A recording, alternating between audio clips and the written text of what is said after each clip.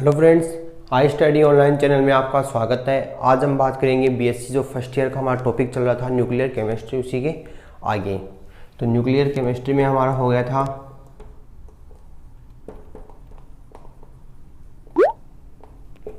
इसके अंदर हमने जो नाभिकीय कण थे उनके बारे में पढ़ लिया था, कुछ डिफरेंट टाइप के न्यूक्लियोइड्स थे उनके बारे में पढ़ लिया था, और उसके बाद अब आगे हम बात कर रहे थे नाभिक का स्थायित्व या स्टेबिलिटी ऑफ नाभिक की बात कर रहे थे। तो स्टेबिलिटी ऑफ नाभिक के अंदर हमने सबसे पहले इनके क्षय को बताया था, या नाभिक के अंदर हमने ये बात की थी कि जो एनपी अनुपात है अगर वो बढ़ जाए, तो न्यूट्रॉन एंड प्रोटॉन का जो अनुपात है, रेशियो है, वो बढ़ जाए, तो नाभिक को स्टेबल होने के लिए क्या करना पड़ेगा, एनपी अनुपात को कम करना पड़ेगा। ठीक है। सेकेंड पॉसिबिलिटी ये थी कि जब एनपी अनुपात क्या हो, पहले से कम हो, एनपी अनुपात पहले से क्या हो, कम हो, और फिर से उसे क्या करना है, नाभिक को स्थायित्व या स्टेबल होने के लिए एनपी अनुपात को बढ़ाना है, तब ये क्या करेंगे, एनपी अनुपात को बढ़ाएंगे। तो एनपी अनुपात कम बढ़ गया था, तो उसको कम करने के लिए हमने पढ़ा था अल्फा क्षय, बीटा क्षय के बारे में। बीटा क्षय के बारे में पढ़ा था कि बीटा क्षय में मान लो फर्स्ट हमारा 1.18 से 1 पे जाके रुक गया, तो जैसे स्टार्टिंग में जो एनपी अनुपात कितना था, 1.18 था, नाभिक स्टेबल नहीं था। जैसे ही ये 1 में आ गया, 1 में आते मान लो हम बोल सकते हैं एनपी अनुपात क्या हो गया, इक्वल हो गया। एनपी अनुपात की वैल्यू क्या हो गई, इक्वल हो गई, और एनपी अनुपात की वैल्यू इक्वल होते ही जो नाभिक है वो कैसा हो गया, स्टेबल हो गया। नाभिक कैसा हो गया, स्टेबल हो गया। अब आगे हम बात करते हैं इसके नेक्स्ट जो क्षय है वो, नेक्स्ट क्षय के अंदर हम बात करें तो वो होगा न्यूट्रॉन।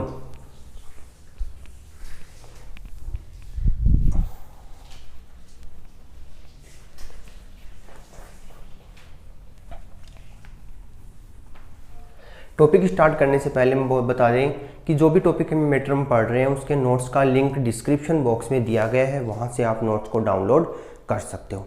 चलिए अपने देखते हैं टॉपिक की ओर। जो टॉपिक का नाम है वो है न्यूट्रॉन उत्सर्जन। पहले हमने बीटा क्षय के बारे में पढ़ लिया था, अब इसी के साथ सेकंड है, कौन सी पोजीशन है ये, फर्स्ट, जब क्या हो, एनपी अनुपात ज़्यादा हो। एनपी अनुपात ज़्यादा है तो उसे हमें क्या करना है, कम करना है, ताकि जो न्यूक्लियस है, नाभिक है, वो क्या हो जाए, स्टेबल हो जाए। तो इसी के अंदर हमने फर्स्ट पढ़ लिया था बीटा क्षय के बारे में। आज सेकंड हम बात करेंगे न्यूट्रॉन क्षय के बारे में, न्यूट्रॉन क्षय के बारे में। न्यूट्रॉन क्षय या न्यूट्रॉन उत्सर्जन। न्यूट्रॉन का उत्सर्जन हमें करवाना है, तो हम क्या कहेंगे,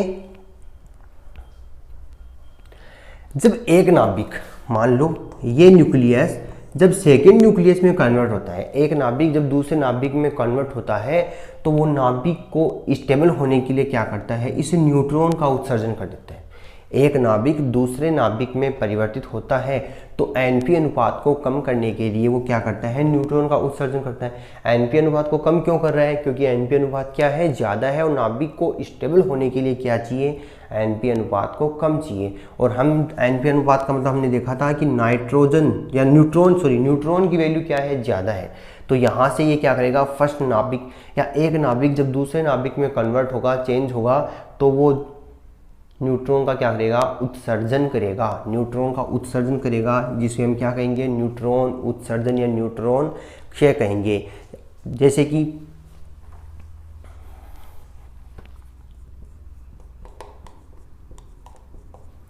इलेवन सोडियम 23 हमने एग्जाम्पल लिया, तो ये क्या है, एक न्यूक्लियस है, इसको हम कन्वर्ट करें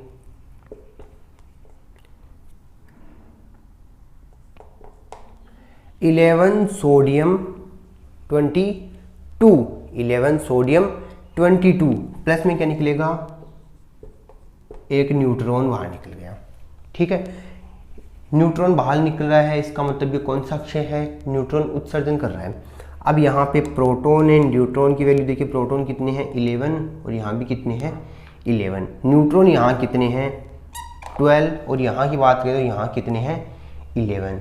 अब एनपी वैल्यू देखें, एन पी वैल्यू, तो एन की वैल्यू है 12 और पी की वैल्यू है 11। यहाँ पर एन पी की वैल्यू देखें तो 11/11। तो जब इसको सोल्व करेंगे तो क्या आएगा 1.1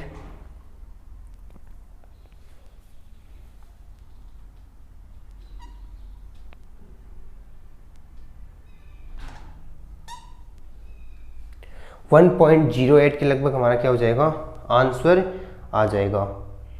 या फिर हम ये बोल सकते हैं कि 1.09 मान लो, क्योंकि ये वैल्यू बढ़ेगी आगे, तो 1.09 तक। यहाँ इसको सोल्व करेंगे तो कितना आएगा 1 आएगा। तो कहाँ से कहाँ तक चला है एन पी अनुपात, एन पी वैल्यू कहाँ से कहाँ तक 1.09 से 1 तक।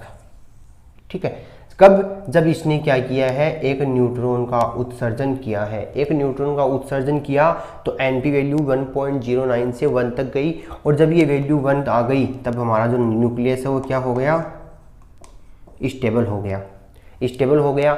या हम बोल सकते हैं कि एन पी अनुपात की वैल्यू क्या हुई है 1.09 ज़्यादा थी और 1 पे आके रुकी है, तो मतलब कम हुई है, एन पी जो वैल्यू है वो कम हुई है, एन पी अनुपात कम हुआ है। एन पी अनुपात कम हो गया तो हमारा जो न्यूक्लियस है वो कैसा हो गया स्टेबल हो गया, न्यूक्लियस कैसा है स्टेबल हो गया। ठीक है, तो ये वैल्यू हो गई हमारी 1.09 से एन पी अनुपात की जो 1 तक आ गया। ये था हमारा न्यूट्रॉन क्षय, न्यूट्रॉन का क्षय हुआ। अब आगे हम बात करते हैं सेकंड स्थिति की।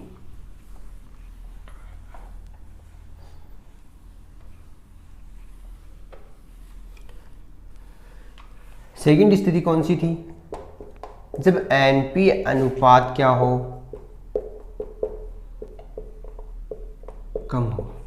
एन पी अनुपात जब कम हो जाता है तो हमें क्या करना पड़ता है, उसको वही उत्सर्जन करवाया जाता है जिससे क्या करे वो एन पी अनुपात की वैल्यू को बढ़ाई जा सके। एन पी अनुपात की वैल्यू बढ़ेगी तभी हमारा जो न्यूक्लियस है नाभिक है वो क्या होगा स्टेबल होगा, तभी हमारा नाभिक क्या होगा स्टेबल होगा। तो सेकंड स्थिति है एन पी अनुपात कम हो, एन पी अनुपात कम हो। तो एन पी अनुपात कम है तो हम क्या कहेंगे कि यहाँ पे क्या हुआ है एन पी अनुपात कम हो गया, तो हमें क्या करना है एन पी अनुपात को बढ़ाना है, और इसको बढ़ाने के लिए हम क्या काम मिलेंगे अल्फा कण काम मिलेंगे।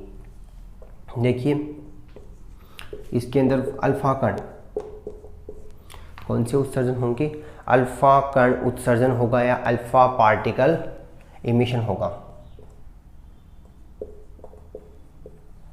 उत्सर्जन होगा अल्फा कण उत्सर्जन। और अल्फा कण उत्सर्जन के अंदर हम बात करें तो क्या होगा कि जब एन पी अनुपात क्या है कम है, एन पी अनुपात कम है और हमें क्या करना है इसको बढ़ाना है, एन पी अनुपात कम है और इसको हमें बढ़ाना है, तो किससे बढ़ाएंगे अल्फा कण पार्टिकल को उत्सर्जित करवा के बढ़ाएंगे।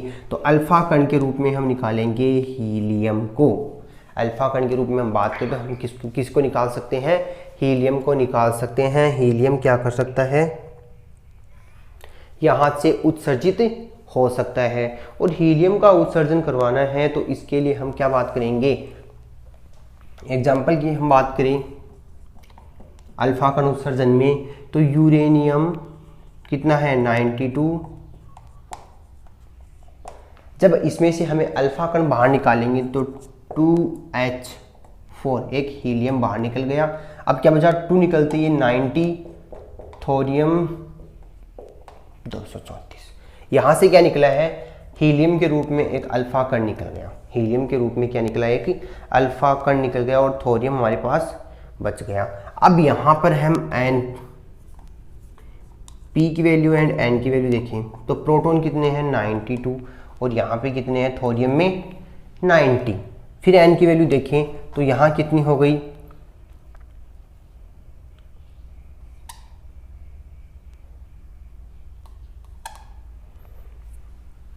146 और 146 और 92, यहाँ पे कितना है 90 और 146 था तो 4 कम कर देंगे तो कितना आएगा 142, यहाँ लिख लो 142। ठीक है, ये हो गई हमारी P की वैल्यू और N की वैल्यू। अब हमें निकालना है कि यहाँ पे 144। अब देखिए एन एंड पी की वैल्यू निकालें तो 146/92 और 144/90, तो इसकी वैल्यू निकालनी है। तो इसकी वैल्यू की हम बात करें तो किस प्रकार से होगा, जब इसको सोल्व किया जाए तो ये आता है 1.58 और इसको सोल्व करेंगे तो आएगा 1.60, ठीक है। 1.58 से कहाँ पहुँचा, 1.60 तक। देखिए 1.58 से पहुँच गया 1.60 तक, तो वैल्यू क्या हुई है, बड़ी है। यहाँ बोल सकते थे कि एनपी अनुपात क्या है, कम है, और उसको बढ़ाने के लिए क्या दिया गया, यहाँ से अल्फा पार्टिकल को बाहर निकाला गया। अल्फा पार्टिकल बाहर निकलते ही इसकी वैल्यू क्या हो जाएगी, बढ़ जाएगी, या एनपी अनुपात क्या हो जाएगा, बढ़ जाएगा, और जिससे जो हमारा नाभिक है वो क्या हो जाएगा, स्टेबल हो जाएगा। नाभिक क्या हो जाएगा, स्टेबल हो जाएगा, ठीक है। एक बार दोबारा देख लीजिए। सबसे पहले हमने बात की थी सेकेंड स्थिति की, जो क्या थी, एनपी अनुपात क्या हो, कम हो, जो न्यूट्रॉन प्रोटॉन का रेशियो है वो क्या हो, कम हो। न्यूट्रॉन प्रोटॉन का जो रेशियो है अगर वो कम हो जाता है तो हमें उसको क्या करना है, बढ़ाना है। अगर वो रेशियो कम हो जाता है तो उसको बढ़ाना है, किसके लिए, ताकि हमारा जो न्यूक्लियस है वो क्या हो जाए, स्टेबल हो जाए, न्यूक्लियस क्या हो, स्थायी हो जाए। तो न्यूक्लियस को हमें बढ़ाना है, तो उसके लिए हम सबसे पहला जो पार्टिकल काम में लेंगे उसको लेंगे अल्फा कण उत्सर्जन को, कि कोई भी जो हमारा मॉलिक्यूल होगा वहाँ से हम क्या निकालेंगे, एक अल्फा कण बाहर निकालेंगे।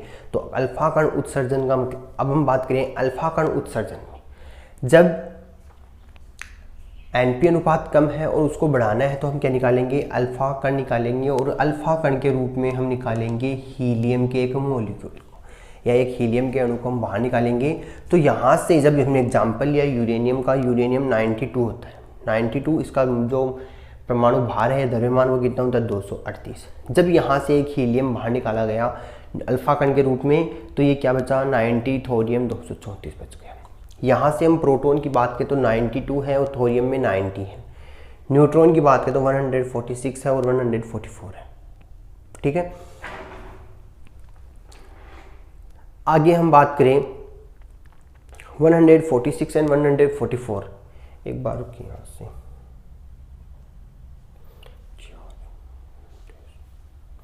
आगे देखिए। आगे हम बात करें कि यहाँ से 90 और 144 तो आ गया, न्यूट्रॉन और प्रोटॉन की वैल्यू आ गई। अब हमें एनपी वैल्यू देखनी है 146 एंड इज 144/90 में। तो यहाँ पे इनकी वैल्यू देखिए तो 1.58 एंड 1.60 आया। तो वैल्यू क्या हुई है, बड़ी है। वैल्यू क्या हुई है, बड़ी है, क्योंकि जब इसको सोल्व किया गया तो 1.58 आया, इसको सोल्व किया गया तो 1.60 या मतलब 60 आया। तो यहाँ से क्या हुआ है, 1.58 से वैल्यू कहाँ गई, 1.6 की ओर गई। क्या इसकी वैल्यू क्या हुई है, बड़ी है। इसकी वैल्यू क्या हुई है, बड़ी है। अब आगे हम बात करें इसी के सेकेंड पार्टिकल की, अल्फा कण उत्सर्जन के बाद में जो सेकेंड है पॉजिट्रॉन उत्सर्जन।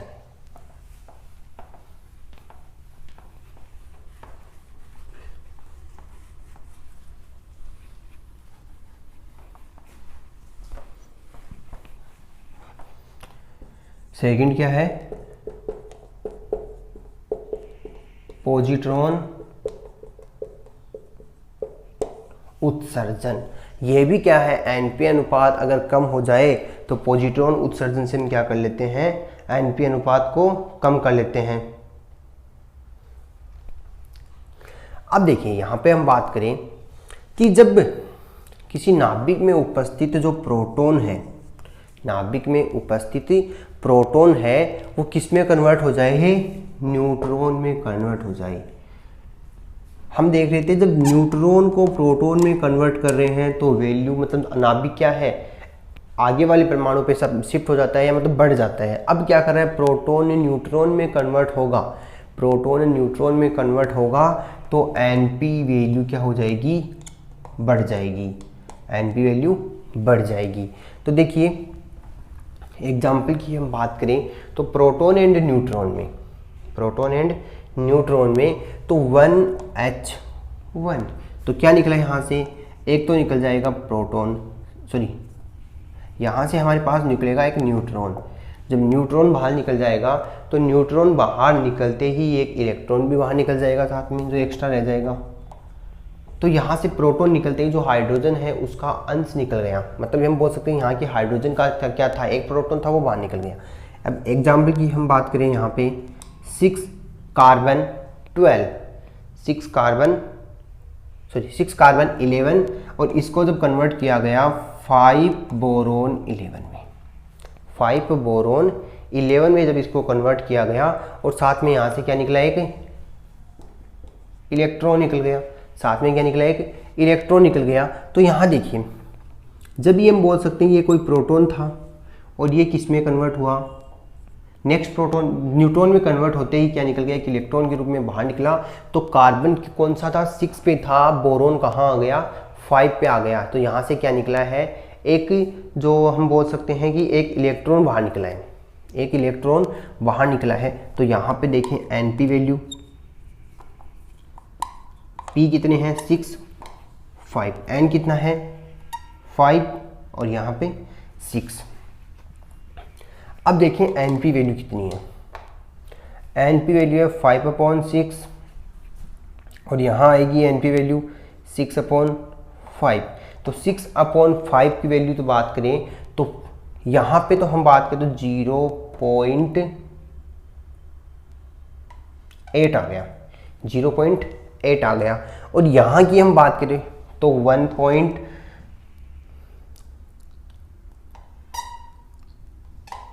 1.02 हो जाएगा, 1.02 या 1.2 हो गया। तो यहाँ देखिए इसकी वैल्यू 0.8 है और इसकी वैल्यू 1.2 है, 1.2 लिख लो यहाँ पे, 1.2 हो गया, ठीक है। तो मतलब 0.8 से ये 1.2 में कन्वर्ट हुई है।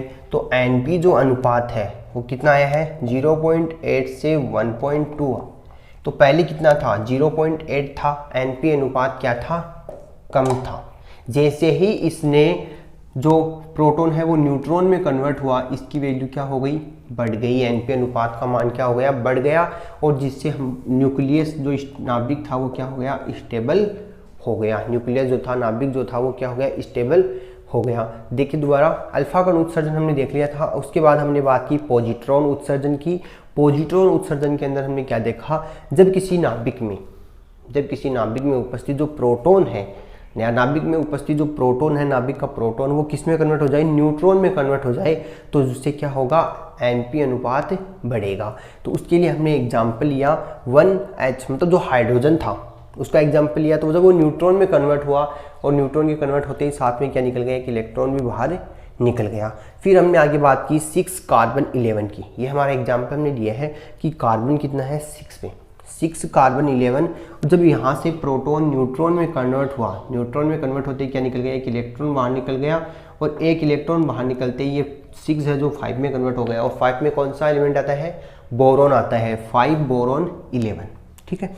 यहाँ से प्रोटॉन की बात करें तो कार्बन में प्रोटॉन कितने हैं, 6 हैं, बोरोन में कितने हैं, 5 हैं। न्यूट्रॉन की बात करें तो न्यूट्रॉन कितने हैं, 5 है, यहाँ पे 6 है। Np वैल्यू देखी गई तो 5/6 को सोल्व किया तो 0.8 आया और 6/5 को सोल्व किया तो 1.2 आया। आगे हम बात करें कि जब Np अनुपात 0.8 से 1.2 तक गया तो 0.8 पे Np अनुपात क्या था, कम था। और जैसे ही इसने प्रोटॉन को न्यूट्रॉन में कन्वर्ट किया गया तो जो Np अनुपात है 1.2 हो गया, मतलब बढ़ गया। ये इसकी इन दोनों की अगर तुलना करें तो ये क्या है, ज़्यादा है, तो Np अनुपात बढ़ गया। Np अनुपात बढ़ते ही हम बोल सकते हैं कि जो न्यूक्लियस है वो क्या हो जाएगा, स्टेबल हो जाएगा। अब आगे हम बात करते हैं नेक्स्ट हमारा के पार्टिकल का उत्सर्जन।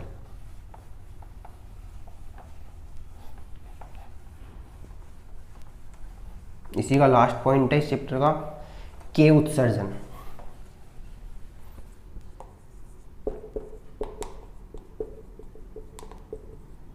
के उत्सर्जन या इसको बोलते हैं के क्षय भी बोलते हैं। मतलब कि कई बार जो नाभिक होते हैं, कई बार या कुछ नाभिक ऐसे भी होते हैं जिनमें Np अनुपात कम होता है, वो न्यूट्रॉन है वो प्रोटॉन में परिवर्तित होते होते कभी क्या कर देता है, के सेल के इलेक्ट्रॉन को भी चेंज कर देता है। क्या करता है, जो के कोष है,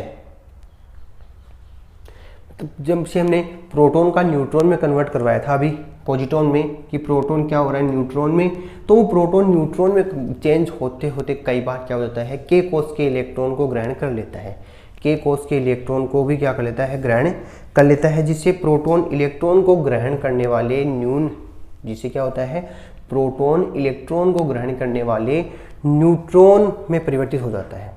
प्रोटॉन किस में कन्वर्ट हो जाएगा, जो न्यूट्रॉन को ग्रहण करते हैं। देखिए जब प्रोटॉन न्यूट्रॉन में कन्वर्ट होता है उसी टाइम वो प्रोटॉन क्या करता है के कोस के इलेक्ट्रॉन को ग्रहण करता है, के कोस के इलेक्ट्रॉन को ग्रहण करता है। तो ये इलेक्ट्रॉन कहाँ चले गए, प्रोटॉन के पास।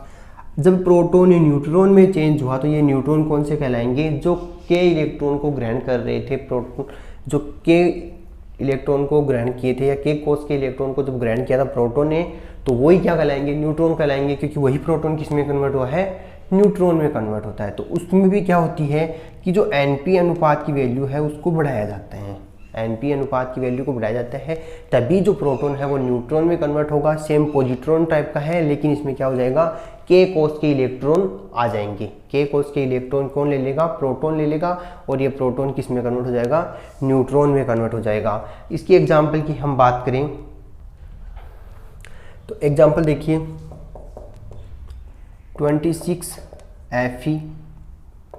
Fe55, 26 फेरस, 26 Fe55, और यहाँ से क्या निकलेगा, ये साथ में क्या लेगा इलेक्ट्रॉन लेगा। इलेक्ट्रॉन लेते ही ये किस में कन्वर्ट हो जाएगा, मैग्नीज में। किस में कन्वर्ट हो जाएगा, मैग्नीज में। तो ये इलेक्ट्रॉन लेगा तो 25 मतलब -1 इलेक्ट्रॉन बाहर निकला है 26 से 25, और 25 पे क्या आता है मैग्नीज, और मैग्नीज का अगर इलेक्ट्रॉनिक विन्यास के अंदर परमाणु बाहर देखें तो वो कितना होगा सेम, क्योंकि हम यहाँ से क्या करना है प्रोटॉन को न्यूट्रॉन में कन्वर्ट करना है, प्रोटॉन को न्यूट्रॉन में कन्वर्ट करना है। तो प्रोटॉन है न्यूट्रॉन में कन्वर्ट होते ही क्या करेगा, एक प्रोटॉन मतलब एक इलेक्ट्रॉन उत्सर्जित करेगा इलेक्ट्रॉन के रूप में। तो जो 26 था वो किस में निकल गया, 25 में निकल गया। तो 25 में निकला, तो अब आगे हम बात करें साथ में क्या निकलेगा, एक न्यूट्रिनो भी बाहर निकालेगा, न्यूट्रिनो भी बाहर निकालेगा। एन पी एंड एन की वैल्यू देखें तो प्रोटॉन कितने हैं 26 एंड 25, और यहाँ की हम बात करें तो 30, और यहाँ की हम बात करें तो 29।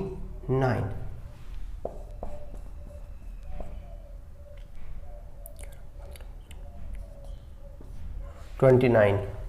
अब देखिए एन पी वैल्यू देखें तो 29/26, और यहाँ क्या होगा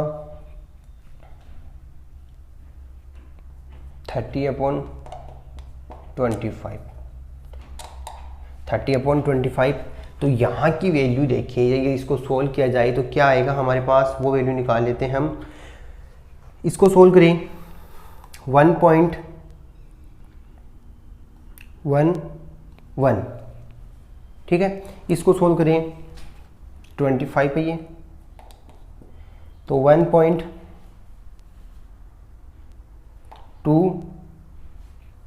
1.2 या इसको आगे हम लिख सकते हैं 1.20, और ये क्या है 1.11। तो देखिए यहाँ पे हम बात करें कि एन पी वैल्यू कितनी थी, 1.11 से कहाँ पहुँची 1.20 तक पहुँची। जब 1.11 था तो यहाँ बोल सकते हैं एन पी वैल्यू क्या है, कम है, और इसी को बढ़ाने के लिए क्या किया गया, के इलेक्ट्रॉन मतलब के कोस के इलेक्ट्रॉन किसने लिए, प्रोटॉन ने लिए, और प्रोटॉन किस में कन्वर्ट हो गया, न्यूट्रॉन में कन्वर्ट हो गया। तो यहाँ पे क्या हुई है 1.20 पे जो वैल्यू है एनपी अनुपात की जो वैल्यू है वो बड़ी है, और बड़ी है तो हमारा जो नाभिक है वो क्या हो गया, स्टेबल हो गया। जो न्यूक्लियस हमने काम में लिया था वो क्या हो गया, स्टेबल हो गया। ठीक है, यहाँ पे एक बार दोबारा देख लीजिए, पॉजिट्रॉन हमने पढ़ लिया था, अब पढ़ रहे हैं हम के उत्सर्जन या के क्षय। के क्षय में क्या होता है कि जब भी प्रोटॉन न्यूट्रॉन में कन्वर्ट होता रहता है, पॉजिट्रॉन में ये देखा था हमने कि प्रोटॉन किस में कन्वर्ट हो रहा है, न्यूट्रॉन में कन्वर्ट हो रहा है। सेम कंडीशन है कि जब प्रोटॉन न्यूट्रॉन में कन्वर्ट होता है तो उस टाइम वो क्या कर लेता है, के कोस के इलेक्ट्रॉन को ग्रहण कर लेता है। कौन, प्रोटॉन। जब प्रोटॉन न्यूट्रॉन में कन्वर्ट होता है उस टाइम के कोस के इलेक्ट्रॉन को प्रोटॉन ग्रहण कर लेता है, और उसके बाद ये न्यूट्रॉन में कन्वर्ट हो जाता है। तो इस न्यूट्रॉन को हम क्या कहेंगे, के कोस के इलेक्ट्रॉन को ग्रहण करने वाला, क्योंकि अब प्रोटॉन था वो न्यूट्रॉन में कन्वर्ट हो गया तो इलेक्ट्रॉन भी कहाँ चले जाएंगे, इस न्यूट्रॉन में। तो जब प्रोटॉन न्यूट्रॉन में कन्वर्ट होगा तो के कोस के इलेक्ट्रॉन लेगा, तो यहाँ से हम बोल सकते हैं ये कौन सा क्षय हो गया, के उत्सर्जन हो गया, क्योंकि के कोस ने क्या किया, अपने इलेक्ट्रॉन को उत्सर्जित किया है कि प्रोटॉन के रूप में, क्योंकि प्रोटॉन ने उसे एब्जॉर्ब किया है। ठीक है, इससे क्या होगा कि एनपी वैल्यू है वो बढ़ेगी। फिर हमने एग्जाम्पल यहाँ लिया 26 Fe55। फेरस को जब एक इलेक्ट्रॉन दिया गया, कहाँ का, के इलेक्ट्रॉन, मतलब के कोस के इसने इलेक्ट्रॉन ले लिए और के कोस के इलेक्ट्रॉन लेके ये किस में कन्वर्ट हो गया, के कोस का इलेक्ट्रॉन लिया, के कोस के इलेक्ट्रॉन लेके हमने देखा था ये प्रोटॉन न्यूट्रॉन में कन्वर्ट होगा, तो 26 था वो प्रोटॉन में कन्वर्ट होता है 25, और 25 में क्या आता है, मैग्नीज और 55। ठीक है, फिर यहाँ पे प्रोटॉन की बात की तो 26 एंड 25, न्यूट्रॉन की बात की तो 29 एंड 30, एनपी वैल्यू की हमने बात की तो 29/26 और 30/25। जब इनको सोल्व किया गया तो 1.11 एंड 1.20 आया। ठीक है, हमने देखा है एनपी वैल्यू बढ़ानी है हमें, 1.11 से कहाँ पहुँची, 1.20 तक पहुँच गई। तो जब 1.11 या 11 था उस टाइम हमारी जो नाभिक था वो कैसा था, अनस्टेबल था, स्थायी नहीं था, क्योंकि इसकी वैल्यू क्या थी, कम थी। और जैसे ये 1.20 तक आया, या हम बोल सकते हैं इसकी वैल्यू क्या हो गई, बढ़ गई, और बढ़ गई ही तो एनपी अनुपात क्या हो गया, इक्वल आ गया। इक्वल आते हमारा जो नाभिक है, न्यूक्लियस है, वो क्या हो गया, स्टेबल हो गया। ठीक है, यहाँ पर ये हमारी सेकंड पोजीशन हो गई कि एनपी अनुपात कम है, उसे हमें क्या करना है, बढ़ाना है, उसे हमें क्या करना है, बढ़ाना है। तो वीडियो पसंद आई तो ये हम बोल सकते हैं कि यहाँ पे हमारा जो ये यूनिट है न्यूक्लियर केमिस्ट्री के सभी टॉपिक्स कंप्लीट हो गए। यहाँ पे हमने नाभिक का स्थायित्व पढ़ लिया।